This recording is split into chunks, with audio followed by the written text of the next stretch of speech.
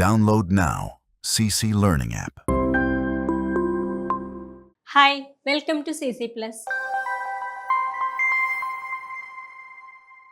അപ്പോൾ നമ്മൾ IAS, IPS പോലെയുള്ള ഉയർന്ന പൊസിഷനിലുള്ള ജോലികൾ സ്വപ്നം കാണുന്നവരുണ്ട്. അപ്പം എന്തുകൊണ്ട് നമ്മൾ സിവിൽ സർവീസ് ചൂസ് ചെയ്യണം? എന്തുകൊണ്ടാണ് എല്ലാവരും ഒരു അംബീഷനായിട്ട് സിവിൽ സർവീസിനെ പറയുന്നത് എന്ന് നമുക്ക് നോക്കാം. അപ്പോൾ അതിനു മുമ്പ് നമ്മുടെ CC Plusന്റെ മിന്നും താരങ്ങളാണിത്. സൈനിക് സ്കൂൾ എൻട്രൻസ് കഴിഞ്ഞ സൈനിക് സ്കൂൾ എൻട്രൻസ് ക്വാളിഫൈ ചെയ്ത കുട്ടികളാണിവർ. അതുപോലെ തന്നെ നവോദയയിൽ മിന്നും വിജയം കാഴ്ചവെച്ച നമ്മുടെ മിന്നും താരങ്ങളാണ്. CC Plusന്റെ താരങ്ങളാണ് ഇവര്. അപ്പോൾ ഇന്ത്യയിലെ നവോദയ സ്കൂളുകളിൽ, അതായത് കേരളത്തിൽ തന്നെ മികച്ച വിജയമാണ് ഇവർ കാഴ്ചവെച്ചതെന്ന് നമുക്ക് മനസ്സിലാകും. കാരണം നമുക്കറിയാം, നവോദയ സ്കൂളും അതിന്റെ അഡ്മിഷനും കാര്യങ്ങളും ഒക്കെ അറിയാം. അതിൽ ഇത്രയും കുട്ടികൾ നമ്മുടെ CC Plusന്റെ മക്കളാണ് എന്നുള്ളതിൽ നമുക്ക് അഭിമാനിക്കാം. അടുത്ത നവോദയ സ്കൂളിന്റെ അഡ്മിഷൻസ് ഒക്കെ സ്റ്റാർട്ട് ചെയ്ത് കഴിഞ്ഞു. എൻട്രൻസ് എക്സാമിന്റെ അഡ്മിഷൻസ് ഒക്കെ സ്റ്റാർട്ട് ചെയ്ത് കഴിഞ്ഞു. ക്ലാസ്സുകളൊക്കെ തുടങ്ങുകയാണ്. അപ്പോൾ ഇനിയും അഡ്മിഷൻ എടുക്കാൻ ബാക്കിയുള്ളവർ എത്രയും പെട്ടെന്ന് ജോയിൻ ചെയ്യുക. ഇനി നമുക്ക് എന്തുകൊണ്ട് സിവിൽ സർവീസ് ചൂസ് ചെയ്യണം, എന്തുകൊണ്ടാണ് സിവിൽ സർവീസിനെ എല്ലാവരും മികച്ച ഒരു കരിയർ ആയിട്ട് ചൂസ് ചെയ്യുന്നത്, എല്ലാവരുടെയും ഒരു അംബീഷനായിട്ട് വെക്കുന്നത് എന്ന് നമുക്ക് നോക്കാം. സിവിൽ സർവീസ് എന്ന് പറഞ്ഞാൽ ഏറ്റവും ബഹുമാനിക്കപ്പെടുന്ന, ഇന്ത്യയിലെ ഏറ്റവും പവർഫുൾ ആയിട്ടുള്ള ജോലിയാണ് സിവിൽ സർവൻറ്റിൻ്റെത്. ഏതൊരു ഡിപ്പാർട്ട്മെന്റ് എടുത്താലും അതിലെ ഏറ്റവും ഉയർന്ന പോസ്റ്റിലിരിക്കുന്ന ഉദ്യോഗസ്ഥൻ എന്ന് പറയുന്നത് ഒരു സിവിൽ സർവൻറ്റ് ആയിരിക്കും. അതുപോലെ തന്നെ ഏറ്റവും പ്രധാനപ്പെട്ട കാര്യമാണ് എന്ത്, നമുക്ക് സാലറി അല്ലെ, ഉയർന്ന സ്കെയിൽ സാലറിയാണ്. ബേസിക് പേ തന്നെ ഹൈ സാലറി ആണ് കിട്ടുന്നത്. അത് നമ്മുടെ ഫിനാൻഷ്യൽ സ്റ്റാറ്റസ്, നമ്മൾ ആഗ്രഹിക്കുന്ന രീതിയിലുള്ള ഒരു ലൈഫ് നമുക്ക് എൻജോയ് ചെയ്യണമെങ്കിൽ നമുക്ക് എന്ത് വേണം, ഫിനാൻഷ്യൽ സ്റ്റാറ്റസ് അതുപോലെ ആയിരിക്കണം. അപ്പോൾ ഉയർന്ന ശമ്പളമാണ് നമ്മുടെ ഒരു സിവിൽ സർവൻറ്റിന് പ്രൊവൈഡ് ചെയ്യുന്നത്. അതുപോലെ തന്നെ സൗകര്യങ്ങൾ, മറ്റ് സൗകര്യങ്ങൾ, ഈ ഉയർന്ന സാലറി കൂടാതെ തന്നെ government quarters, vehicle, staff, medical allowance, അങ്ങനെ ഒത്തിരി മറ്റ് സൗകര്യങ്ങൾ ഗവൺമെന്റ് പ്രൊവൈഡ് ചെയ്യുന്നുണ്ട്. അതുപോലെ തന്നെ ജോബ് സെക്യൂരിറ്റി, ഓഫ് കോഴ്സ് ഒരു ഗവൺമെന്റ് ജോബ് അത്രയും സെക്യൂർ ആയിരിക്കും. അപ്പോൾ ഏറ്റവും ഉയർന്ന ആ ഒരു government, central government, all India ലെവലിലുള്ള ആ ജോബ് എന്ന് പറയുന്നത് ഏറ്റവും സെക്യൂർ ആൻഡ് പെർമനന്റ് ആയിരിക്കും. അതിന് റിട്ടയർമെന്റ് ബെനിഫിറ്റ്സും കാര്യങ്ങളൊക്കെ ഉണ്ടാവും. അതുപോലെ തന്നെ ലക്ഷക്കണക്കിന് ജനങ്ങളുടെ ജീവിതത്തിൽ മാറ്റം വരുത്താൻ, അതായത് നമ്മൾ പറയാറുണ്ട്, സർവീസ് മൈൻഡുള്ള ഒരാൾക്ക് അല്ലെ, മറ്റുള്ളവരെ ഹെൽപ്പ് ചെയ്യണം, ജനങ്ങളെ ഹെൽപ്പ് ചെയ്യണം എന്ന് ആഗ്രഹിക്കുന്നവർക്ക് നമുക്ക് വെറുതെ ഒരു ഹെൽപ്പ് അല്ല, ഏറ്റവും ഉയർന്ന ഉദ്യോഗത്തിൽ ഇരിക്കുമ്പോൾ പോളിസീസിൽ, ഗവൺമെന്റിന്റെ പോളിസീസിൽ ചേഞ്ചസ് ചെയ്യാൻ കഴിയുന്ന ഒരു പൊസിഷനാണ് സിവിൽ സർവീസ് എന്ന് പറയുന്നത്. അപ്പോൾ നമ്മുടെ സൊസൈറ്റിയിലെ ഒരാൾക്ക് അല്ലെങ്കിൽ ഒരു ഗ്രൂപ്പ് ഓഫ് പീപ്പിളിന് എന്തെങ്കിലും വെൽഫെയർ ചെയ്യണം എന്ന് ആഗ്രഹിക്കുന്നുണ്ടെങ്കിൽ നമുക്ക് വെറുതെ ഒന്നും ചെയ്യാൻ പറ്റില്ല അല്ലെ, ഗവൺമെന്റ് തലത്തിൽ പോളിസീസിൽ മാറ്റം വരുത്താൻ കഴിയും. അപ്പോൾ ഏറ്റവും ഹെൽപ്പ് ചെയ്യാൻ ആഗ്രഹിക്കുന്നവർക്ക്, അല്ലെങ്കിൽ സൊസൈറ്റിക്ക് ഡെവലപ്മെന്റ്, ഇക്കോണമിയുടെ ഡെവലപ്മെന്റ് ഒക്കെ ആഗ്രഹിക്കുന്നവർക്ക് പോളിസീസിലൊക്കെ മാറ്റം വരുത്താൻ കഴിയുന്ന ഒരു ജോബ് കൂടിയാണ് ഇത്. അതുപോലെ തന്നെ ഒരുപാട് ഓഫീസേഴ്സ് ആണ് നമ്മൾ ഈ കാണുന്ന. ജില്ലാ കളക്ടർ മാത്രമല്ല, അല്ലെങ്കിൽ IPS പോലീസ് എന്ന് പറയുന്ന ആ ഒരു സിമ്പിൾ കാറ്റഗറി മാത്രമല്ല, നമ്മൾ കാണാത്തതിനപ്പുറത്ത് ഓരോ ഡിപ്പാർട്ട്മെന്റിന്റെയും തലപ്പത്തിരിക്കുന്ന ഉദ്യോഗസ്ഥർ എന്ന് പറയുന്നത് സിവിൽ സർവൻ്റ് ആണ്. അപ്പോൾ പല രീതിയിൽ ഡൈവേഴ്സിഫൈഡ് ആയിട്ടുള്ള പോസ്റ്റാണ് നമ്മുടെ സർവീസസിൽ ഉടനീളം. നമുക്ക് ഒരേ പോസ്റ്റിൽ അല്ലെങ്കിൽ ഒരേ ഡിപ്പാർട്ട്മെന്റിലല്ല നമ്മൾ വർക്ക് ചെയ്യേണ്ടി വരുന്നത്, വിവിധ ഡിപ്പാർട്ട്മെന്റ്സിലേക്ക് നമുക്ക് മാറ്റങ്ങൾ കിട്ടും. അപ്പോൾ ഒരുപാട് കാര്യങ്ങൾ പഠിക്കാനും, ഒരുപാട് കാര്യങ്ങൾ ഇന്ത്യയിലെ ജനങ്ങൾക്ക് വേണ്ടി ഒരുപാട് കാര്യങ്ങൾ ചെയ്യാനും പറ്റുന്ന ഒരു പ്രൊഫഷൻ കൂടിയാണിത്. ഇനി എന്താണ് നമ്മുടെ CC Plusന്റെ ഫൗണ്ടേഷൻ ബാച്ചിന്റെ പ്രത്യേകതകൾ, എന്തൊക്കെയാണ് ഇതിന്റെ നേട്ടങ്ങളെന്ന് നമുക്ക് നോക്കാം. അപ്പോൾ CC Plus നമ്മൾ മുമ്പ് പറഞ്ഞതുപോലെ തന്നെ എന്താണ്, നമ്മുടെ സിവിൽ സർവീസ് ഫൗണ്ടേഷൻ ബാച്ചിന്റെ സിലബസ് രൂപീകരിച്ചിട്ടുള്ളത് ഒരു കൂട്ടം അധ്യാപകരും അതുപോലെ തന്നെ UPSC റിസോഴ്സ് പേഴ്സണും കൂടി ചേർന്നിട്ടാണ്. അപ്പോൾ UPSCയുടെ ഏറ്റവും ആപ്റ്റായിട്ടുള്ള ഒരു സിലബസും പിന്നെ നമ്മൾ കുട്ടികളെ എങ്ങനെ അതിലേക്ക് കൊണ്ടുവരണം, ആക്ടിവിറ്റീസിലൂടെ എങ്ങനെ കുട്ടികളെ അതിൽ ഇൻട്രസ്റ്റിംഗ് ആയിട്ട് പഠിപ്പിക്കണം എന്ന് കൂടിയുള്ള ഒരു സിലബസ് ആണ് ഉണ്ടാവുക. അപ്പോൾ reading habit, news paper reading, ഇപ്പോൾ നമുക്കറിയാം റീൽസ് ഒക്കെ അല്ലെ, ഒരുപാട് റീൽസ് കണ്ട് വളരുന്ന പ്രായമാണ്. അപ്പോൾ നമ്മളായാലും അപ്പോൾ നമുക്ക് എന്തില്ല, ഫോക്കസ് ഇല്ല, പെട്ടെന്ന് 1 മിനിറ്റ് അല്ലെങ്കിൽ 30 സെക്കൻഡ്സിനൊക്കെ നമ്മൾ സ്ക്രോൾ ചെയ്ത് പോവുകയാണ് ചെയ്യുന്നത്. അപ്പോൾ ഒന്ന് വായിക്കാനോ ഒരു കാര്യം മനസ്സിലാക്കാനോ ഉള്ള ഒരു ഫോക്കസ് നമുക്കില്ല. അപ്പോൾ ആ ഫോക്കസിലൂടെ കൊണ്ടുവന്നാൽ മാത്രമേ ന്യൂസ് പേപ്പർ റീഡിങ്ങും അതുപോലെ തന്നെ മറ്റു ബുക്സ് ആയാലും റീഡ് ചെയ്ത് കാര്യങ്ങളെ ഗ്രാസ്പ് ചെയ്യാനുള്ള പവറും നമുക്കുണ്ടാവുകയുള്ളൂ. അപ്പോൾ അതിനുള്ള ഒരു ട്രെയിനിങ് ആണ് ഇവിടെ നമ്മൾ ആദ്യം തന്നെ കൊടുക്കുന്നത്. കറണ്ട് അഫയേഴ്സിലും അതുപോലെ തന്നെ ന്യൂസ് പേപ്പർ റീഡിങ് ഒക്കെ ബിൽഡ് ചെയ്യാനുള്ള ഒരു ഫൗണ്ടേഷൻ കൊടുക്കുകയാണ് ചെയ്യുന്നത്. പിന്നെ തീർച്ചയായും NCERT മാസ്റ്ററി, അതായത് 5th മുതൽ നമ്മൾ NCERT പഠിച്ചു തുടങ്ങുമ്പോൾ അതിലെ ഓരോ കാര്യങ്ങൾ നമ്മുടെ പെർമനന്റ് മെമ്മറിയിലേക്ക് സ്റ്റോർ ചെയ്യേണ്ടതുണ്ട്. അപ്പോൾ അതിന് വേണ്ടുന്ന കാര്യങ്ങൾ ടെക്നിക്സിലൂടെ നമ്മൾ പ്രൊവൈഡ് ചെയ്യുന്നു. അതായത് ക്ലാസ് 6 മുതൽ 12th വരെയുള്ള ഫൗണ്ടേഷൻസ് സ്ട്രോങ് ആക്കാൻ നമ്മൾ പ്രാക്ടീസ് കൊടുക്കുന്നു. അതുപോലെ അനലിറ്റിക്കൽ തിങ്കിങ് ഏറ്റവും അത്യാവശ്യമായിട്ട് UPSC മെയിൻസിനായാലും അതുപോലെ തന്നെ പ്രിലിംസിനായാലും ഇനി ലാസ്റ്റ് പേഴ്സണാലിറ്റി ടെസ്റ്റിന് പോകുമ്പോഴായാലും നമുക്ക് ക്രിട്ടിക്കൽ തിങ്കിങ് ആവശ്യമാണ്. അതുപോലെ ഈ പ്രൊഫഷന് ഏറ്റവും ഇമ്പോർട്ടൻ്റ് ആയിട്ടുള്ള കാര്യമാണ്. അപ്പോൾ ക്രിട്ടിക്കൽ തിങ്കിങ് ആ ഒരു നമ്മുടെ സ്കിൽസ് ഡെവലപ്പ് ചെയ്യുന്നു. അതുപോലെ ആൻസർ റൈറ്റിംഗ്, അതായത് മെയിൻസ് എന്ന് പറയുന്നത് ഒരുപാട് നമ്മൾ കണ്ടു, ഒരുപാട് പേപ്പേഴ്സ് അല്ലെ, അത്രയും പേപ്പേഴ്സ് അത്രയും within the framework time ഫ്രെയിമിനുള്ളിൽ നമ്മൾ കംപ്ലീറ്റ് ചെയ്യണം. അപ്പം നന്നായിട്ട് പ്രസന്റ് ചെയ്താൽ മാത്രമേ നമുക്ക് അവിടെ സ്കോർ ചെയ്യാൻ പറ്റുള്ളൂ. അപ്പം റൈറ്റിംഗ് സ്കിൽ എന്ന് പറയുന്നത് വളരെ ഇമ്പോർട്ടൻ്റ് ആണ്. അപ്പം റൈറ്റിംഗ് സ്കില്ല് നമുക്ക് ഡെവലപ്പ് ചെയ്യാൻ കഴിയുന്നു. അതുപോലെ തന്നെയാണ് ജനറൽ നോളജ്. ഓഫ് കോഴ്സ് നമുക്കിപ്പോൾ UPSCയുടെ ഏറ്റവും പ്രധാനം ജനറൽ നോളജ് ആണ്, അതിൻ്റെ ബേസിക് എന്ന് പറയുന്നത്.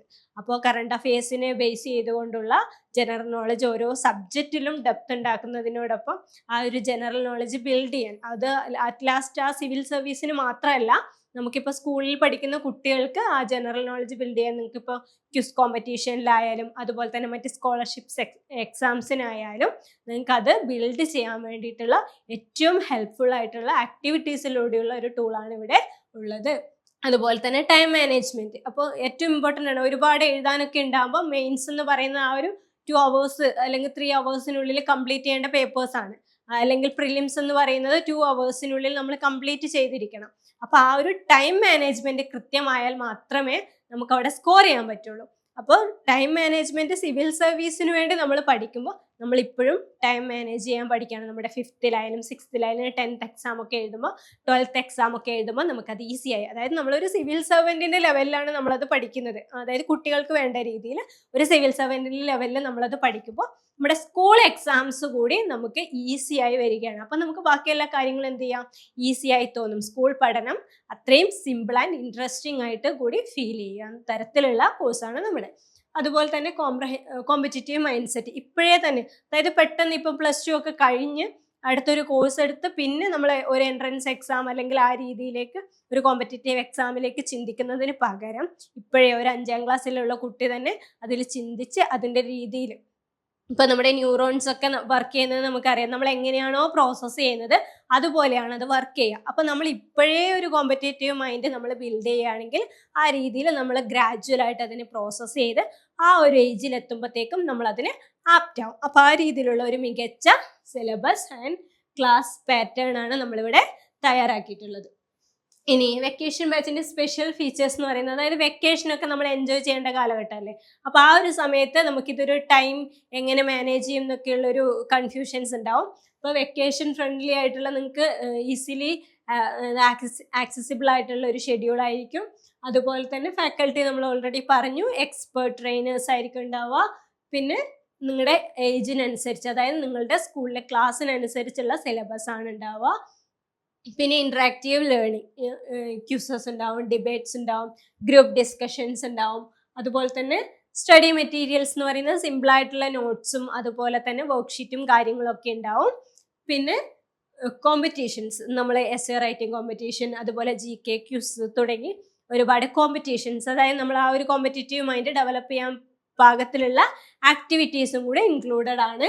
പിന്നെ ബാച്ച് സൈസ് എന്ന് പറയുന്ന ഒരുപാട് ആളുകൾക്കല്ല, നിങ്ങൾക്ക് പേഴ്സണൽ ഇൻഡിവിജ്വൽ അറ്റൻഷൻ കിട്ടാൻ തരത്തിലുള്ള കുറച്ച് കുട്ടികൾ മാത്രമായിരിക്കും ഒരു ബാച്ചിൽ ഉണ്ടാവുക. ഇപ്പോൾ നിങ്ങളുടെ പ്രോഗ്രസ് ഒക്കെ നമ്മൾ അസസ് ചെയ്യുന്നുണ്ടാവും. ഡെയിലി അസസ്മെൻറ്റ് നിങ്ങൾക്ക് കൃത്യമായിട്ട് ഒരു മെൻറ്റർ ഉണ്ടാവും, ഇൻഡിവിജ്വൽ മെൻറ്റർ ഉണ്ടാവും. ആ മെൻറ്റർ നിങ്ങളെ കൃത്യമായി മെൻറ്ററിങ് ചെയ്യുകയും ഇൻഡിവിജ്വൽ അസസ്മെൻറ്റ് കൃത്യമായി നടത്തുകയും ചെയ്യും. പിന്നെ എന്തൊക്കെയാണ് നമ്മൾ കവർ ചെയ്യുന്നത്, പ്രധാനപ്പെട്ട സബ്ജക്റ്റിൻ്റെ നിങ്ങളുടെ ക്ലാസ് ലെവലിനനുസരിച്ചുള്ള ടോപ്പിക്സ് ഒക്കെ കവർ ചെയ്യും. അത് history, geography, polity, economics, science, environment, current affairs, പിന്നെ ആൻസർ റൈറ്റിംഗ് തുടങ്ങി ഈ ഒരു സബ്ജക്റ്റ് ഒക്കെ നമ്മൾ ഈ ഒരു കോഴ്സിൽ, വെക്കേഷൻ കോഴ്സിൽ, അതായത് ഒരു ഓവറോൾ അവയർനെസ് നിങ്ങൾക്ക് കിട്ടുന്ന രീതിയിലാണ് നമ്മളെ സിലബസ് റെഡിയാക്കിയിട്ടുള്ളത്.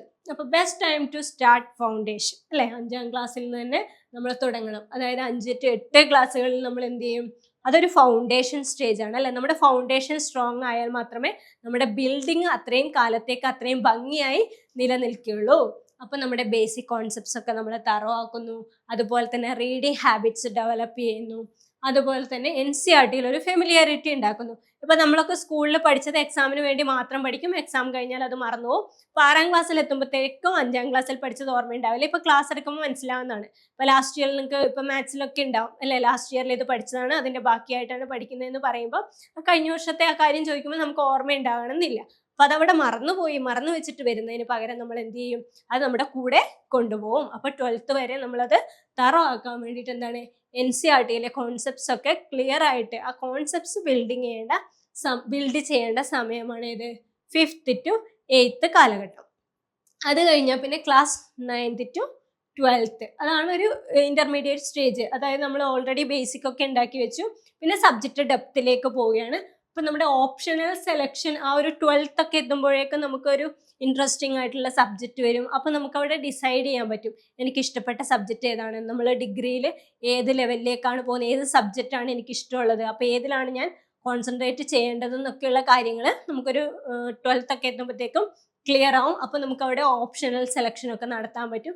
പിന്നെ ആൻസർ റൈറ്റിംഗ് പ്രാക്ടീസസ് കുറച്ചും കൂടി സീരിയസ് ആയിട്ട് അപ്രോച്ച് ചെയ്യാൻ പറ്റുന്ന ഒരു കാലഘട്ടമാണ് 9th to 12th. പിന്നെയാണ് ഗ്രാജുവേഷൻ, അതായത് അഡ്വാൻസ്ഡ് സ്റ്റേജ്. അപ്പൊ അത് ആ ഒരു സ്റ്റേജിൽ എത്തുമ്പോഴേക്കും, അതായത് ഗ്രാജുവേഷൻ കഴിഞ്ഞിട്ടാണ് നമ്മൾ എന്ത് ചെയ്യുക, സിവിൽ സർവീസ് എക്സാം എഴുതേണ്ടത്. ഇപ്പൊ ഗ്രാജുവേഷനാണ് സിവിൽ സർവീസ് എക്സാം എഴുതാനുള്ള ക്വാളിഫിക്കേഷൻ എന്ന് പറയുന്നത്. അപ്പൊ ഗ്രാജുവേഷൻ കഴിയുമ്പോഴേക്കും നമ്മുടെ ബേസിക് ഒക്കെ സ്ട്രോങ് ആവും. ആൻസർ റൈറ്റിംഗ് പ്രാക്ടീസ് ഒക്കെ നമ്മൾ നന്നായിട്ട് പഠിച്ചിട്ടുണ്ടാവും.